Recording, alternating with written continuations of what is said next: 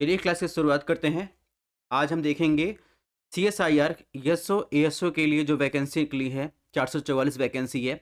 उसमें हम देखेंगे ज्योग्राफी और एनवायरनमेंट से कैसे क्वेश्चन पूछे गए हैं उनको डिस्कस करेंगे और साथ ही साथ उससे संबंधित क्वेश्चंस को डिस्कस करेंगे जो संभावना है, क्योंकि ये पेपर हुआ था 10 साल पहले यानी 2013 में। उसके बाद कोई पेपर हुआ नहीं है। तो बहुत सारी चीज़ें बदल गई होंगी। तो उसी को देखते हुए, उन्हीं चीज़ों को ध्यान में रखते हुए हम इस क्वेश्चंस को पीवाईक्यू सीरीज को आगे बढ़ाएंगे। जैसा कि आपको पता है, इसके पहले हमने पॉलिटी का सेक्शन लिया है। तो आप देखेंगे पेपर फर्स्ट में जनरल अवेयरनेस में क्या है, Indian history, Indian national movement की बात की गई है, कॉन्स्टिट्यूशन यानी पॉलिटी की बात की गई है, करंट इवेंट की बात की गई है। और उसी के साथ इन 100 नंबर के साथ 50 नंबर का इंग्लिश का पेपर आता है। जबकि सेकंड पेपर में आप देखेंगे तो उसमें बताया गया है कि आपको जो जनरल इंटेलिजेंस रीजनिंग के साथ साथ आप देखेंगे जनरल साइंस की बात की गई है, और ये इसी में देखेंगे नेशनल ज्योग्राफी की बात की गई है, 25 नंबर की आती है। ठीक है, तो इसको ध्यान में रखकर हम बात करेंगे। ठीक है, कि पैटर्न थोड़ा चेंज हुआ है। बहरहाल हम क्वेश्चंस को देखते हैं। तो देखिए, ऐसे क्वेश्चन यानी आप देखेंगे तो ज्योग्राफी की बात करें तो इसमें एनसीईआरटी की 2 बुक आपको बताई जाती है, बहुत ज़्यादा इंपॉर्टेंट है। लेकिन आप सीएसआईआर का पेपर दे रहे हैं, ठीक है, यानी साइंटिफिक रिसर्च से संबंधित पेपर दे रहे हैं। तो उसमें एक बुक है, ये है प्रैक्टिकल वर्क इन ज्योग्राफी। ठीक है, ये भी 11th क्लास की बुक है ज्योग्राफी की। इससे भी 2 क्वेश्चन पूछे गए हैं। ठीक है, बहरहाल हम क्वेश्चंस को देखते हैं। तो क्वेश्चन की बात करें, क्वेश्चन फर्स्ट में क्या पूछा गया है, जब प्रकाश एक स्रोत ग्लोब के केंद्र पर रखा जाता है तो प्रक्षेपण को क्या कहा जाता है, आर्थोग्राफी, स्टीरियोग्राफी या जिम्नोमिक, ठीक है, या आर्थोरूबिक। तो आपको बताना है कि जब प्रकाश के एक स्रोत को ग्लोब के केंद्र पर रखा जाता है तो उस प्रक्षेपण को क्या कहा जाता है। तो इसका आंसर देखेंगे तो इसका आंसर आपको जो है प्रैक्टिकल वर्क इन ज्योग्राफी के बुक में मिलेगा। इससे 2 क्वेश्चन पूछे गए हैं। इसमें स्थलाकृत के मानचित्र के बारे में बताया गया है कि जब ग्लोब पर जो है आप देखेंगे उसके केंद्र पर रखकर उसे क्या कहा जाता है, उसे जिनोमिक प्रक्षेपण प्राप्त किया जाता है। ठीक है, तो ऐसे क्वेश्चन जो है 2013 में पूछे गए थे। हो सकता है इस बार ना पूछे जाए, क्योंकि पैटर्न बहुत सारी चीज़ें चेंज हो चुकी हैं इस बार। मुझे जहाँ तक लगता है कि साइंटिफिक रिसर्च के साथ साथ आप देखेंगे एनवायरनमेंट एंड इकोलॉजी का जो है वेटेज ज़्यादा रहेगा, क्योंकि थोड़ा सा पैटर्न में भी बदलाव देखने को मिल रहा है। ठीक है, तो अब परेशान होने की जरूरत नहीं है। बहरहाल इसका आंसर होगा यूनिमिक, ठीक है, या जिनोमिक, ठीक है, प्रक्षेपण। इसके अलावा अगर क्लासेस पसंद आ रहे हो चैनल को सब्सक्राइब कर सकते हैं। पीडीएफ चाहिए तो आपको हमारा टेलीग्राम चैनल फॉलो करना पड़ेगा, या कहते हैं स्कैन करके आप ज्वाइन कर सकते हैं। और इसके अलावा व्हाट्सअप पेज भी ज्वाइन कर सकते हैं। क्लासेस की इन्फॉर्मेशन और अपडेट आपको इसी पर मिलेंगी और नोट्स पर आप इसी पर प्रोवाइड करवाए जाते हैं। ठीक है, बात करते हैं नेक्स्ट क्वेश्चन की। तो इसमें देखिए सीधा सा क्वेश्चन पूछ लिया है, बहुत टू द पॉइंट पहले क्वेश्चन पूछता सा। इस बार ऐसा नहीं पूछेगा, इस अप्लाइड पूछेगा। कि इसने पूछा मध्य क्षेत्र अक्षांश क्षेत्र उत्तरी और दक्षिणी गोलार्ध के अक्षांशों के बीच स्थित है। तो इसमें आपको आपका लैटिट्यूडनल बताना है कि किस कितने कितने डिग्री के बीच जो है मध्य अक्षांश क्षेत्र स्थित है, नॉर्थ और साउथ हेमिस्फीयर में। ठीक है, तो आप देखेंगे 35 से 55, 55 से 60, 25 से 35, 10 से देखेंगे 25। तो अगर आपने पढ़ा होगा जब ग्लोब आप देखते होंगे तो उसमें देखेंगे तो 0 डिग्री होता है, क्या होता है, इक्वेटर होता है। 0 डिग्री क्या होता है, इक्वेटर। अब इसके नॉर्थ हेमिस्फीयर, इसके नॉर्थ में नॉर्थ हेमिस्फीयर, साउथ में साउथ हेमिस्फीयर होता है। तो हम देखते हैं कि 0 से 10 डिग्री को क्या कहते हैं, इक्वेटोरियल क्लाइमेट करते हैं। फिर 10 से 30 को देखेंगे तो इसको जो है आप देखेंगे इसको सब इक्वेटोरियल में डिवाइड करते हैं। इसके बाद आप देखेंगे 30 से 45 में शीतोष्ण जाएंगे। अगर मध्य अक्षांशी पेटी पूछा जाए, ठीक है, तो मध्य अक्षांशी पेटी की बात करें तो हम इसको डिवाइड करते हैं 45 से 65 के बीच में। ठीक है, 45 से 65 के बीच में इसको डिवाइड करते हैं। तो हालांकि इसमें 45 से 65 नहीं दिया है, लेकिन आप देखेंगे ये आर्कटिक सर्किल के नीचे आप आ जाएंगे तो ये जो मध्य अक्षांशी पेटी इसे ही कहा जाता है। ठीक है, इस एरिया को, तो वो जो होता है लगभग 45 से 65 यानी 55 से 60 के बीच में हम इसको मान सकते हैं। ठीक है, इधर आएंगे ट्रॉपिक ऑफ कैंसर कहा जाता है, इसके आप ट्रॉपिक ऑफ कैप्रिकॉर्न कहा जाता है। ठीक है, तो इसे ही मध्य अक्षांशी बेल्ट कहा जाता है। तो इसका जो लैटिट्यूडनल विस्तार है वो 55 से 60 के बीच में है। हालांकि पूरे वर्ल्ड को आप देखेंगे 3 हीट जोन में डिवाइड किया जाता है। ठीक है, एक होता है आप देखेंगे ट्रॉपिकल या थ्रोइड जोन। ठीक है, पूरा हीटिंग जोन होता है, इस पर देखेंगे सूर्य का प्रकाश वर्ष भर लगभग देखेंगे 0 डिग्री पर सीधे पड़ता रहता है। इसके बाद देखेंगे नॉर्थ पर शिफ्ट होता है 23.5 डिग्री पर कर्क रेखा। फिर इसके बाद आएंगे इधर 23.5 डिग्री साउथ में जो है मकर रेखा पर ये सूर्य का प्रकाश शिफ्ट होता है, इसलिए इसे क्या कहते हैं, थोराइड या ट्रॉपिकल जोन, हीट की मात्रा सबसे ज़्यादा प्राप्त होती है। इसके बाद आप देखेंगे ट्रॉपिक ऑफ कैंसर के ऊपर जाएंगे नॉर्थ हेमिस्फीयर में, तो ये आएगा नॉर्थ टेम्परेट जोन यानी समशीतोष्ण जलवायु दिशा। ऐसे ही सेम देखेंगे कैप्रिकॉन के नीचे आएंगे तो इसे साउथ टेम्परेट जोन कहते हैं। इसके बाद ये जो रीजन आएगा ये पूरा का पूरा क्या है, साउथ पोल और नॉर्थ पोल पूरा जमा हुआ क्षेत्र है। तो आप देखेंगे मुख्यतः इसे जो है देखेंगे 3 जो है हीट जोन में डिवाइड किया जाता है। ठीक है, कौन कौन सा, ट्रॉपिकल, टेम्परेट और देखेंगे फ्रिज जोन या पोल की बात करते हैं। ठीक है, इसके अलावा एक बेसिक कॉन्सेप्ट की बात करें, जैसे आपने पता नॉर्थर्न विंड, ट्रेड विंड पढ़ा होगा। ठीक है, यानी व्यापारी पवन और पछुआ पवन की बात करें तो आप देखेंगे जब व्यापारी पवन की बात करें तो आप देखेंगे नॉर्थ हेमिस्फीयर पर जो है कोरियोलिस पेरिकार्ड, इसका डिफ्लेक्शन हो रहा है वो आप देखेंगे वो किस तरफ हो रहा है, वो दाईं तरफ हो रहा है। जबकि ठीक है, जबकि आप देखेंगे साउथ हेमिस्फीयर में ये किस तरफ हो रहा है, ये आप देखेंगे बाईं तरफ हो रहा है। तो बेसिक बेसिक चीजें इसको आपको ध्यान में रखना है। और इसके अलावा अगर बात करें, जैसा कि हमने बताया कि हेमिस्फीयर की बात कर ली है, 7 प्रेशर बेल्ट होती हैं। ठीक है, ठीक है, 1 2 3 4 5 6 7 7 प्रेशर बेल्ट होती हैं।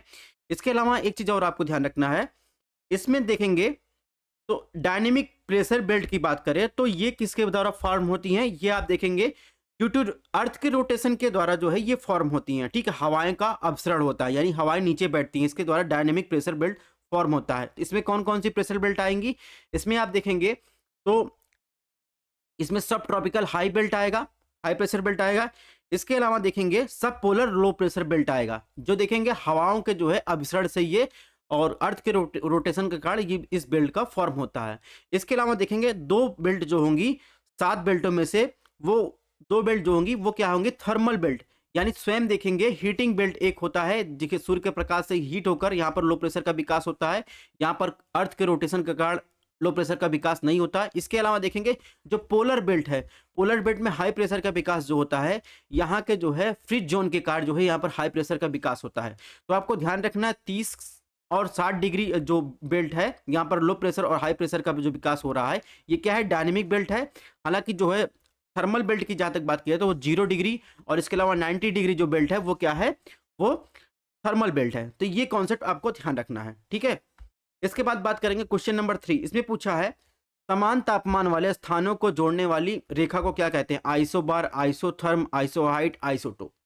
तो समान तापमान की बात कर रहा है, तापमान का मतलब समताप, समताप रेखाओं को देखे क्या कहते हैं, जैसे ये यूएसए का मैप है 30 डिग्री, ठीक है, 30 डिग्री 30 डिग्री 30 डिग्री, इसको जो जोड़ने वाली रेखा है इसको क्या कहते हैं, इसे कहते हैं आइसोथर्म कहते हैं। ठीक है, आइसोबार क्या होता है, आइसोबार जो होता है समान दाब वाली जो है रेखा जो होती है उसको जोड़ने वाली क्या कहते हैं, समदाब रेखा कहते हैं। जैसा हाई प्रेशर का विकास है तो इसमें देखिए जो 1024 ठीक है प्रेशर की दिखा रहा है ये पॉइंट, इसको जोड़ने वाली रेखा को क्या कहते हैं, समदाब रेखा कहते हैं। जहां तक आइसोहाइट और आइसोटोप की बात है तो आइसोटोप जो है उसमें देखेंगे जिनमें प्रोटॉनों की संख्या समान होती है उनको जोड़ने वाले क्या कहते हैं, आइसोटोप कहते हैं। इसमें न्यूट्रॉन की संख्या अलग अलग होती है।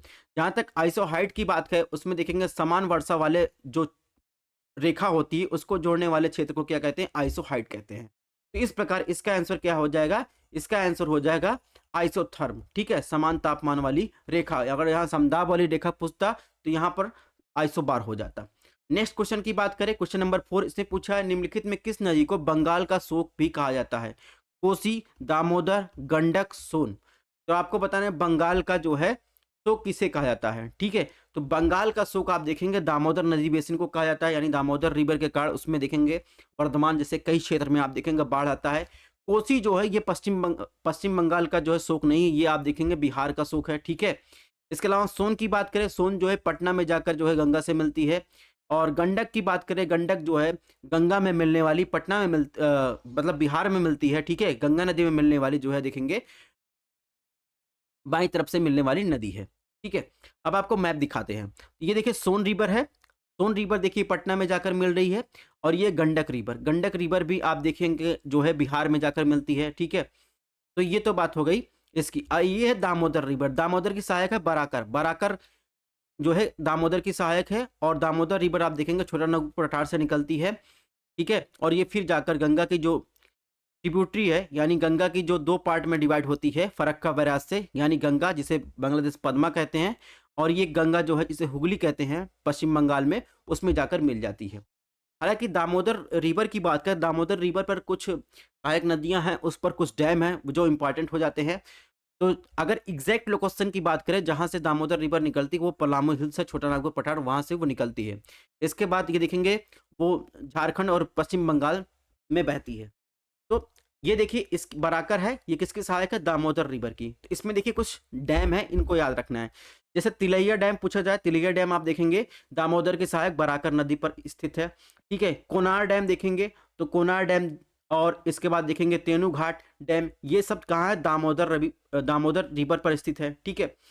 अब बराकर रिवर पर एक डैम और स्थित है, मथैया यानी मैथॉन डैम जो है, ये देखेंगे बराकर रिवर पर स्थित है, ठीक है। इसके अलावा अन्य सहायक नदियों की बात करें तो देखिए कौन सी सहायक नहीं, अजय, अजय किसकी सहायक है? ये हुगली की सहायक है, ठीक है। ध्यान रखना है, अजय किसकी सहायक है? हुगली की सहायक है, ठीक है। इसके अलावा देखेंगे तो इसमें और बहुत सारी जो है नदियां हैं जो आप देखेंगे, कुछ जो है दामोदर की सहायक है, कुछ जो सीधे हुगली में जाकर मिल रही हैं, लेकिन जो इंपॉर्टेंट जो है डैम है उनको हम लोग देख चुके हैं, ठीक है। इसके अलावा कभी कभी आपसे पूछा जाता है कि भारत में कितनी जो है नदियां हैं जो भ्रंश घाटी से होकर बहती हैं, तो उसमें दामोदर नदी भी शामिल है, तापी और नर्मदा, ये 3 नदियां हैं जो भारत में आप देखेंगे रिफ्ट वैली में होकर बहती हैं, ठीक है। रिफ्ट वैली कैसे बहती है? तो आप जैसे सपोज अफ्रीकन रिफ्ट वैली है, दो चट्टानों का जब फैलाव होता है, यानी चट्टानें एक दूसरे से दूर जाती हैं, तो उसमें आप देखेंगे पानी भर जाता है, ठीक है। वहाँ नदियाँ बहने लगती हैं, तो उसे ही रिफ्ट वैली कहा जाता है। धीरे धीरे वो न्यू ओशियन बेसिन से और एकदम मेच्योर ओशन में ये कन्वर्ट हो जाता है। तो ये बहुत लंबी प्रक्रिया है। हालांकि आपको ध्यान रखना है, रिफ्ट वैली क्या एक लोलैंड क्षेत्र के रूप में परिभाषित किया जाता है, जो पृथ्वी की टेक्टोनिक की गति के कारण बनते हैं, ठीक है। इसके अलावा सोन रिवर की बात करें, सोन रिवर में आप देखेंगे तो एक है सोन की सहायक क्या है? रिहंद। रिहंद रिवर की बात करें तो ये आप देखेंगे, ठीक है। रिहंद रिवर पर आप देखेंगे रिहंद डैम बना है, ठीक है, ये आपको ध्यान रखना है। और ये आप देखेंगे किसकी सहायक है? सोन रिवर की सहायक है, ठीक है। इसके अलावा आप अगर बात करें तो कोशी की बात कर रहे हैं, तो कोशी आप देखेंगे पश्चिम बंगाल से निकल कर ये देखिए यहाँ पर बिहार में बहुत सारा बाढ़ लाती है, ठीक है, बरसात के मौसम में, तो ये भी आपको ध्यान रखना है। अब गंगा रिवर की बात कर ही रहे थे, तो गंगा रिवर की यहाँ पर ट्रिब्यूटरी दी गई है बहुत सारी, इसको आपको पढ़ लेना है, ठीक है। पीडीएफ शेयर कर देंगे, यहाँ पर कौन सी किसकी सहायक नदी है, कहाँ से क्या निकलता है, इसको आपको पढ़ लेना है। अब एक मेन चीज आपको रिवीजन करवा देते हैं, पंचप्रयाग के बारे में क्वेश्चन कभी कभी पूछा जाता है, तो ध्यान रखिए एक मुख्य नदी है और वो मुख्य नदी से सारी नदियां आकर मिल रही है। तो मुख्य नदी देखेंगे संतोपंत ग्लेशियर से निकलता है, संतोपंत ग्लेशियर पर आप देखेंगे बद्रीनाथ धाम स्थित है, ठीक है। और इस मुख्य नदी यानी अलकनंदा नदी से सबसे पहली नदी आकर मिलती है क्या? ठीक है, धौली गंगा आकर मिलती है, धौली गंगा मिलने के बाद ये विष्णुप्रयाग बनता है। इसके बाद दूसरी नदी आकर मिलती है नंदाकिनी, ठीक है, नंदाकिनी मिलने के बाद ये क्या बनता है? नंदप्रयाग बनता है। इसके बाद पिंडार नदी आकर मिलती है, इसके बाद तीसरी नदी जो है, इसके बाद कर्णप्रयाग बनता है। फिर आप देखिए बाएं तरफ से मिलने के बाद दाएं तरफ से पहली नदी आप देखेंगे दाएं तरफ से आकर मिलती है कौन सी? मंदाकिनी रिवर। मंदाकिनी रिवर आप देखेंगे मंदाकिनी चोराबारी ग्लेशियर से निकलती है, केदारनाथ धाम यहीं पर स्थित है। और जब मंदाकिनी नदी अलकनंदा से मिल जाती है तो यहाँ पर रुद्रप्रयाग बनता है। इसके बाद गंगोत्री रिवर जो है आकर मिलती है सबसे लास्ट में अलकनंदा से, तो यहीं से देवप्रयाग स्थित है और यहीं के बाद जो है ये गंगा नदी के नाम से जानी जाती है, ठीक है। तो ये तो रिवीजन की बात हो गई, पीडीएफ आप जरूर पढ़ लीजिएगा। इसके बाद बात करें क्वेश्चन नंबर 5। क्वेश्चन नंबर 5 में पूछा है अगस्ता मलाई बायोस्फीयर रिजर्व है, कहां पर है? तमिलनाडु, केरला, कर्नाटका, आंध्र प्रदेश। अगस्ता मलाई बायोस्फीयर रिजर्व कहां है? तो आपको पता होगा भारत में कितने बायोस्फीयर रिजर्व है? 18। उसमें अगस्ता मलाई ये देखेंगे, अगस्ता मलाई आपको केरला में मिलेगा, ठीक है, तो ये केरला में स्थित है। अब अगर बायोस्फीयर रिजर्व की बात हो रही हो तो यूनेस्को की बात हो तो ये सब हो नहीं सकता, क्योंकि यूनेस्को के द्वारा जो है आप देखेंगे एक programme man and biosphere reserve MAB भी चलाया जाता है। तो सबसे पहले यूनेस्को की बात कर लेते हैं। तो यूनेस्को का मुख्यालय कहाँ? पेरिस में है। ये संयुक्त राष्ट्र की एक विशिष्ट एजेंसी है। इसका ध्येय क्या है? इसका ध्येय है शिक्षा और विज्ञान और प्रौद्योगिकी के माध्यम से, ठीक है, कल्चर के सहयोग से माध्यम से दुनिया में शांति स्थापित करना, ठीक है। कुछ फैक्चुअल इन्फॉर्मेशन यूनेस्को के बारे में जो आपको ध्यान रखना चाहिए, जैसे अगर आपसे पूछा जाए कि यूनेस्को के सदस्य देशों में शामिल 3 देशों के नाम बताइए जो यूनाइटेड नेशन के सदस्य नहीं है, तो आपको ध्यान रखना है, एक तो आपको बताना है नियू, ठीक है, इसके बाद आपको बताना है वेस्ट बैंक, इसके बाद आपको बताना है कुक आइलैंड, ठीक है। फिर आपसे पूछा जाए ऐसे 3 देशों का नाम बताएं जो यूनाइटेड नेशन के सदस्य हैं लेकिन यूनेस्को के नहीं, तो आपको बताना है आपको लिंचेस्टाइन, ठीक है, लिंचेस्टाइन के आपको बताना है वेस्ट बैंक के बताना है यूएसए, ठीक है। तो ये चीज़ें आपको ध्यान रखनी है,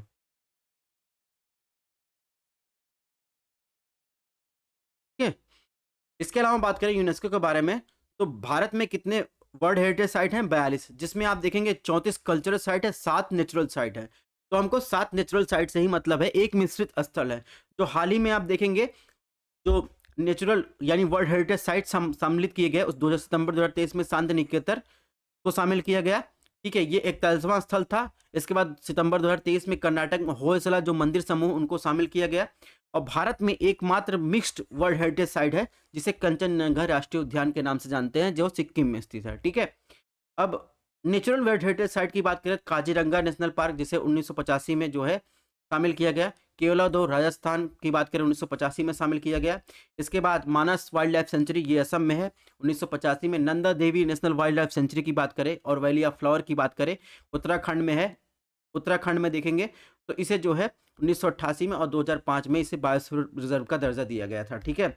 इसके बाद सुंदरवन नेशनल पार्क जो है 1987 में जो है नेचुरल वर्ल्ड हेरिटेज साइट में शामिल किया गया। इसके बाद देखेंगे 2012 में देखेंगे तो सह्याद्री जो कोंकण कॉरिडोर है उसमें ये इसे नेचुरल वर्ल्ड हेरिटेज साइट में शामिल किया गया था। इसके अलावा लास्ट बात करें, ग्रेट हिमालयन नेशनल पार्क 2014 में शामिल किया गया था, ठीक है। अब बात करते हैं जो हम बायोस्फीयर रिजर्व के बारे में बात कर रहे थे, मानव और जीवमंडल कार्यक्रम की बात करें तो आप देखेंगे यूनेस्को द्वारा एक अंतर सरकारी वैज्ञानिक कार्यक्रम है जिसका उद्देश्य लोगों को उनके वातावरण के मध्य मजबूत संबंधों के लिए वैज्ञानिक आधार स्थापित करना है, ठीक है। वर्तमान में 134 देशों में बायोस्फीयर रिजर्व की वैश्विक नियंत्रण की बात करें तो 738 है, जिसमें 22 सीमा पारी स्थल है। भारत में कितना है? 18 है। 12 बायोस्फीयर रिजर्व अंतर्राष्ट्रीय स्तर पर देखेंगे एमएबी के तहत चिन्हित किए गए हैं, ठीक है। बायोस्फीयर रिजर्व क्या होता है? बायोस्फीयर रिजर्व में एक कोर क्षेत्र होता है, एक ट्रांजिशन जोन होता है, एक बफर जोन होता है, ठीक है। ट्रांजिशन जोन जो होता है वो सबसे आउटर एयर होता है, ठीक है, सबसे बाहरी हिस्सा होता है बायोस्फीयर रिजर्व का, ठीक है, जहां पर आप देखेंगे ह्यूमन एक्टिविटी आपको देखने को ज़्यादा मिलेगी। इसके बाद आएंगे तो बफर जोन मिलेगा। बफर जोन देखेंगे ट्रांजिशन जोन और कोर जोन के बीच में मिलेगा। और इस क्षेत्र में ऐसे कार्यों के लिए किए जाते हैं जो पूर्णतः नियंत्रित और गैर विध्वंसकारी होते हैं। इसमें सीमित पर्यटन, मछली पकड़ना, चराई आदि शामिल होता है, ठीक है, बफर जोन में। जबकि कोर जोन में आप देखेंगे तो कोई भी मानव गतिविधि आपको देखने को नहीं मिलेगी, ठीक है। अगर आपसे पूछा जाए 18 बायोस्फीयर रिजर्व में सबसे बड़ा बायोस्फीयर रिजर्व कौन सा है तो गुजरात का कच्छ है, ठीक है। और सबसे छोटा आप देखेंगे, सबसे छोटा आपको कहाँ मिलेगा? सेखोवा असम में मिल जाएगा, डिब्रूगढ़ में ये मिलेगा, सबसे छोटा बायोस्फीयर रिजर्व है।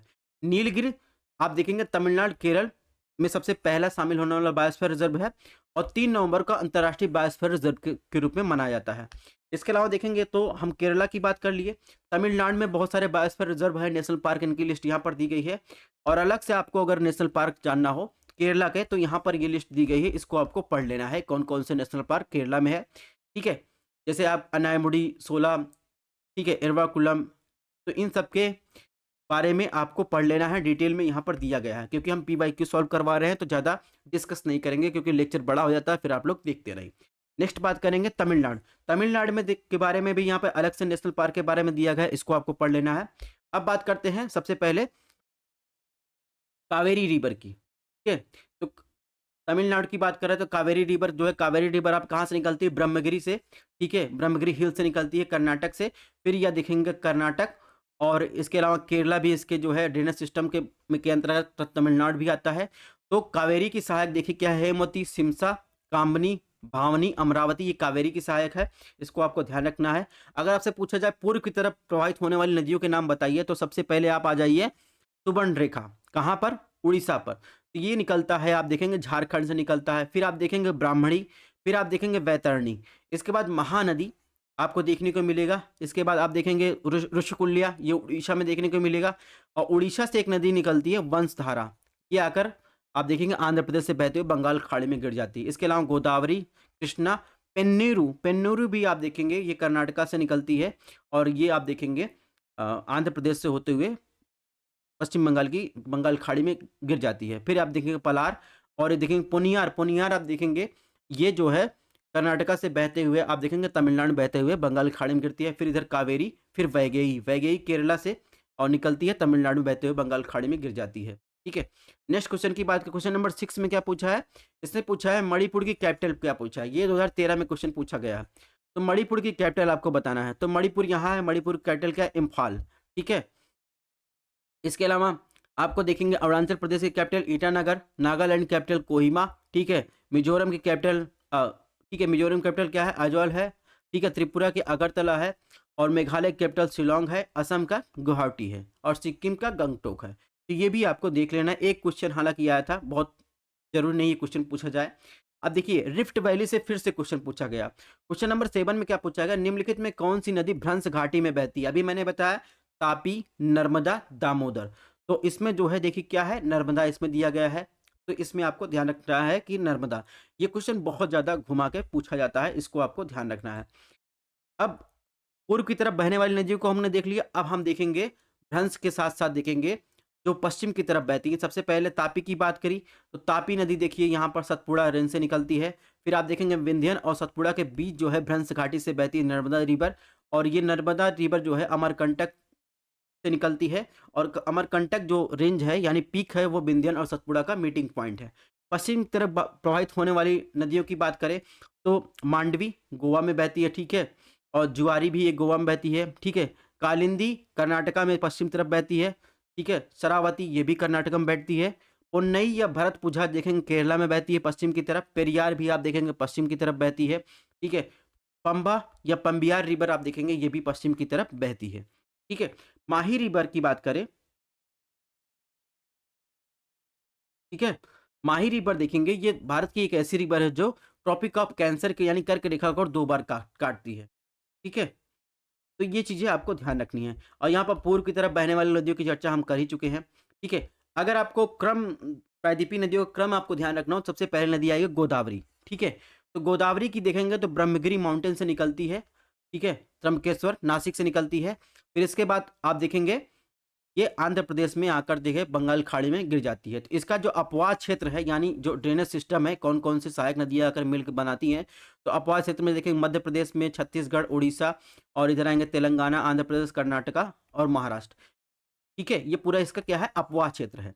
अगर बात करें इसकी सहायक नदियों की तो मंजरा बालाघाट से निकलकर आप देखेंगे तेलंगाना में आकर मिल जाती है गोदावरी से। इसके बाद परवरा, परवरा महाराष्ट्र में मिलती है। और इसके बाद देखेंगे दुधना, और दुधना आप देखेंगे किस किस दुधना जो है पूर्णा में आकर मिल जाती है। इसके बाद देखेंगे एमपी से बात करें तो इधर आ जाएंगे वेनगंगा और वर्धा, ये दोनों मिलकर आप देखेंगे इधर पेनगंगा आकर मिलके क्या किस नाम जानी जाती है, प्राणहिता नाम से जानी जाती है तेलंगाना में। फिर इंद्रावती दंडकारण्य क्षेत्र से निकलती है, ये भी गोदावरी की सहायक है। ठीक है, सबरी देखेंगे तो ये भी गोदावरी की सहायक है। तो इसको आपको ध्यान रखना है। इसके अलावा बात करें गोदावरी में कौन कौन से डैम है, तो देखिए ये जो इस तरीके के एरो हैं ये क्या है, डैम है। ठीक है, गोदावरी पर निर्मित डैम है। ठीक है, तो इसमें देखेंगे श्री राम सागर, ये कुछ इंपॉर्टेंट डैम है गोदावरी में, इसको आपको निजाम सागर, ठीक है, अपर इंद्रावती डैम, ठीक है, अपर वैनगंगा डैम, ठीक है, और इसके अलावा बेलामेला डैम, ये भी आपको ध्यान रखना है। इसके अलावा देखिए ये पोलावरम है, ये विजयवाड़ा है, ये है कृष्णा की ट्रिब्यूटरी है, ये कृष्णा बेसिन है, और ये गोदावरी बेसिन है। इसको जो है क्या किया जा रहा है, लिंक करने की योजना बनाई जा रही है कैनाल के माध्यम से। तो पोलावरम से विजयवाड़ा को लिंक करने के लिए योजना बनाई जा रही है, इसलिए ये न्यूज में है। हालांकि कृष्णा नदी बेसिन की बात करें, कृष्णा नदी बेसिन आप देखेंगे इसका जो अपवाद क्षेत्र है महाराष्ट्र, तेलंगाना, आंध्र प्रदेश, कर्नाटका, इन 4 राज्यों में आपको देखने को मिलेगा। कृष्णा नदी की बात करें तो महाबलेश्वर से निकलती है, ठीक है, महाराष्ट्र से, और इसमें सबसे पहले नदी आती मिलती है कोयना। इसके बाद आप देखेंगे इधर घाट प्रभा, माल प्रभा आकर मिलती है, और तुंग और भद्रा नदी, तुंगभद्रा नदी जो है आकर मिलती है कृष्णा से आंध्र प्रदेश में। ठीक है, वेदवती देखेंगे तुंगभद्रा के सहायक है। फिर इधर सबसे बड़ी नदी आकर मिलती है भीमा, ठीक है, इधर मूसी, और फिर आकर मिलती है मेन्योर। ठीक है, अगर डैम की बात करें तो आप देखेंगे जुरला डैम, ठीक है, नागार्जुन सागर डैम, और देखेंगे पुलचिंताला डैम, श्रीशैलम डैम, ये आपको जो है आप देखेंगे कृष्णा नदी पर देखने को मिलेगा। ठीक है, तो यहाँ पर इसके बारे में आप देखेंगे ये आंध्रा और देखेंगे आंध्रा के साथ जो है तेलंगाना के बीच ये जो डैम बने हैं वाटर डिस्प्यूट को लेकर, यानी किस कौन यूज करेगा इसको लेकर बहुत ज़्यादा विवाद रहते हैं, इसलिए ये न्यूज में रहता है। तो इन सब के बारे में आपको डिटेल में दिया गया है, इसको आपको पढ़ लेना है। ठीक है, मैंने बता दिया नागार्जुन सागर श्रीशैलम ये कौन सी नदी पे है, यहीं से क्वेश्चन पूछा जाएगा, हालांकि हमने डिटेल में सारी चीज़ें दे दी है। लास्ट नदी की बात करें कावेरी, कावेरी आप देखेंगे ताला कावेरी ब्रह्मगिरी हिल रेंज से निकलती है, जिसके बारे में हम लोग चर्चा कर ही चुके हैं। ठीक है, अब बात करते हैं इस पर स्थित डैम की। तो आप देखेंगे कर्नाटका से निकलती है, तो सबसे पहले आप देखेंगे कृष्ण राजा डैम, कृष्ण राजा सागर डैम की बात करें या केआर डैम की बात करें। इसके बाद देखेंगे इधर आ जाए कामनी, ठीक है, फिर मैत्तूर डैम की बात करें, मैत्तूर डैम आपको देखने को मिलेगा। तो ये तो बात हो गई कावेरी की। ठीक है, इसके अलावा कभी कभी क्वेश्चन पूछा जाता है कि major inter state river dispute जो है वो किसके किसके बीच है। जैसे रावी ब्यास और सतलज को लेकर किसके किसके बीच डिस्प्यूट चल रहा है, तो पंजाब हरियाणा राजस्थान। नर्मदा की बात करें तो एमपी गुजरात महाराष्ट्र राजस्थान। तो ये जो देखेंगे पूरा जो इसका ड्रेनेज सिस्टम अपवाद तंत्र है, उन राज्यों के बीच ये अपवाद जो है विवाद चलता है। ऐसे यहाँ पर लिस्ट दी हुई है, इसको आपको देख लेना है। ठीक है, नेक्स्ट क्वेश्चन की बात करें, क्वेश्चन नंबर 8 क्या पूछा है, रेगुड़ मिट्टी को किस नाम से जाना जाता है। यानी रेगुड़ मिट्टी को रेगुड़ मिट्टी कलाओं किस नाम से जाना जाता है, saline soil, black soil, arid soil, laterite soil. तो आप देखेंगे रेगुड़ मिट्टी को, ये तो आप सबको पता होगा कि ब्लैक सॉइल के नाम से जानते हैं। ठीक है, अब आपको ये तो 2013 में पूछा गया। अब इसमें क्या आपको ध्यान रखना है, सबसे पहले आपको भारत में मिट्टी के प्रकार के बारे में ध्यान रखना है। तो भारत में देखेंगे इंडियन काउंसिल एग्रीकल्चर रिसर्च जिसका मुख्यालय नई दिल्ली में है, भारत में 8 प्रकार के मिट्टियों का वर्णन किया है, जिसमें आप देखेंगे पर्वतीय, जलोढ़, काली, लाल, लेटराइट, मरुस्थली, पिट या जिसे दलदली मिट्टी कहते हैं, और दूसरा देखेंगे 8वां जो है क्षारीय मिट्टी या लवड़ी मिट्टी। ठीक है, यानी सैलिनाइन सॉइल की बात करें। मेजर सॉइल में आप देखेंगे 80% सॉइल आप देखेंगे इन 4 सॉइलों को देखने को मिलेगा पूरे भारत में, जलोढ़, काली, लाल, लेटराइट। 20% आप देखेंगे पर्वतीय, मरुस्थली, पिट और सैलिनाइन सॉइल देखने को मिलेगा। ठीक है, तो ये कुछ बेसिक इन्फॉर्मेशन आपको ध्यान रखनी है। अब जलोढ़क सॉइल क्या होती है, ठीक है, तो जलोढ़क सॉइल के बारे में यहाँ पर दिया गया है, इसको ये मेरा नोट्स है, इसको आप पढ़ सकते हैं। इसके ट्रांसपोर्टेड सॉइल भी कहते हैं, ये अर्धशुष्क जलवायु क्षेत्र में आपको देखने को मिलेगी। क्षारीय तत्व की बात करें, क्षारीय तत्व में जैसे देखेंगे सोडियम, कैल्शियम, पोटेशियम, ठीक है, और इन ये आपको देखने को मिलेगी। ह्यूमस का अभाव देखने को मिलेगा। खनिज विविधता यहाँ पर सर्वाधिक होती है, क्योंकि आप देखेंगे विभिन्न औषधों का निक्षेप होता है, और इन्हीं को आप पढ़ते हैं भाबर, तराई, बांगर, खादर के रूप में। ठीक है, यानी आप देखेंगे भूगर्भिक संरचना और संगठन के आधार पर जलोढ़क मृदा के प्रकार की बात करें तो उसे भाबर, तराई, भांगर, खादर के रूप में जानते हैं। तो भाबर क्या होता है, भाबर की बात करें, भाबर देखेंगे हिमालय है, हिमालय के गिरपदी क्षेत्र में आपको बड़े बड़े चट्टान देखने को मिल जाएंगे। आप लोग हिमाचल प्रदेश गए होंगे, हिमाचल प्रदेश में वो बड़े बड़े चट्टान आपको कोई झरना है, ठीक है, तो वो क्या है, बड़े बड़े चट्टान आपको देखने को मिल जाएंगे। तो जहाँ से नदियों द्वारा लाए गए बड़े बड़े गोलास अधिक मात्रा में आपको देखने को मिलेंगे, वो क्या है, भाबर क्षेत्र होता है। यहाँ नदियाँ आकर जो है पर्वतीय क्षेत्र से क्या होती है, विलुप्त हो जाती हैं। ठीक है, विलुप्त होने के बाद जहाँ नदियाँ निकलती हैं यानी दक्षिणी भाग में देखते हैं तो वो क्या है, तराई है। ठीक है, उसे तराई प्रदेश कहा जाता है। ठीक है, यहाँ पर क्षारीय तत्व क्या होते हैं, ऊपर की परतों में आ जाते हैं, जिससे मृदा की क्षारीयता जो है अपेक्षाकृत अधिक देखने को मिलेगी तराई क्षेत्र में। इसके बाद आप देखेंगे जो आएगा भांगर क्षेत्र। भांगर क्षेत्र में देखेंगे ये ऊपरी नदी बेसिन के बाढ़ से अप्रभावित पुरानी जड़ों मृदा होती है। ठीक है, इसे क्या कहते हैं, भांगर कहते हैं। ठीक है, इसके बाद आ गया खादर क्षेत्र। खादर क्या है, यहाँ पर हमेशा हमेशा बाढ़ आता रहता है, ये क्या है, नवीन जलीय मृदा होती है। ठीक है, अब ब्लैक सॉइल की बात करें तो ब्लैक सॉइल को जो है आप देखेंगे तो ब्लैक सॉइल को इन सिटू सॉइल के रूप में भी आपको जाना जाता है। इसके बाद रेड सॉइल के बारे में आप देखिए दिया गया है, और रेड सॉइल को ही आप देखेंगे लेटराइट सॉइल के रूप में भी जाना जाता है। बस थोड़ा सा अंतर ये होता है कि लेटराइट सॉइल में आप देखेंगे लाल मृदा की अपेक्षा पोषक तत्वों की मात्रा कम होती है। ठीक है, और वहीं मृदा का जो रासायनिक गुण होता है वो अम्लीय होता है लेटराइट सॉइल का। ठीक है, ठीक है, वस्तुतः लेटराइट सॉइल का एक विशिष्ट प्रकार ही आप देखेंगे रेड सॉइल आपको देखने को मिलेगा। तो डिटेल मैंने अपना नोट शेयर कर दिया, इसको आपको यहाँ से देख लेना है। ठीक है, नेक्स्ट क्वेश्चन की बात, क्वेश्चन नंबर 9 क्या पूछा है, एक शहर में जुलाई में सबसे कम न्यूनतम वार्षिक तापमान दर्ज होने की संभावना होती है, London, new Delhi, Jakarta, Canberra. तो दिमाग में आप बहुत सारे लोग लंदन लगा के चले जाएंगे, लंदन में जो है तापमान कम होता है, जबकि ऐसा नहीं है। ये कैसे क्वेश्चन पूछा गया है, ये भी अप्लाइड क्वेश्चन है, क्योंकि आप देखेंगे ये है सूर्य, ठीक है, सूर्य आपको पता है कि जो स्थापन होता है वो कर्क और मकर रेखा के बीच होता है, ठीक है।